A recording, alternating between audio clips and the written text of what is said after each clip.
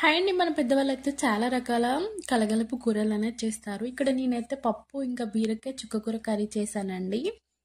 Taste విషయానికొస్తే చాలా బాగా ఉంది. పుల్ల పుల్లగా పప్పు అయితే. ఇక్కడ నేను రొట్టెతో తినేసాను. ఇంకా కడాయి పెట్టుకొని ఇందులో ఆయిల్ వేసుకొని పచ్చిమిర్చి, ఎండుమిర్చి వేసుకొని బాగా ఫ్రై చేసుకున్నాక ఆనియన్స్ ఇంకా కరివేపాకు వేసుకొని బాగా ఫ్రై చేసుకున్నాక అల్లం ఎల్లిగడ్డ పేస్ట్, పసుపు వేసుకుంటున్నానండి. తర్వాత వచ్చేసి ఇవన్నీ బాగా ఫ్రై చేసుకోవాలండి. ఇవన్నీ బాగా ఫ్రై చేసుకున్నాక మనం ముందుగా కట్ చేసి పెట్టుకున్న బీరకాయ ముక్కలు అనేది వేసుకుంటున్నానండి. తర్వాత వచ్చేసి ఇంకా బాగా ఫ్రై అయ్యాక మనం ముందుగా కట్ చేసి పెట్టుకున్న చుక్క కూర అనేది వేసుకొని బాగా ఫ్రై చేసుకోవాలండి. తర్వాత ఇంకా మనం ముందుగా నానబెట్టుకున్న పెసరపప్పు అనేది వేసుకొని బాగా ఫ్రై చేసుకోవాలండి. కొద్దిగా ఫ్రై అయ్యాక సరిపడా వాటర్ కూడా వేసుకోవాలండి. సరిపడా వాటర్ వేసుకొని ఒక పొంగు రానిచ్చినాక కారం ఇంకా ఉప్పు వేసుకొని బాగా ఉడకనిచ్చుకోవాలండి. తర్వాత దింపే ముందు కొత్తిమీర వేసుకుంటే సరిపోతుంది.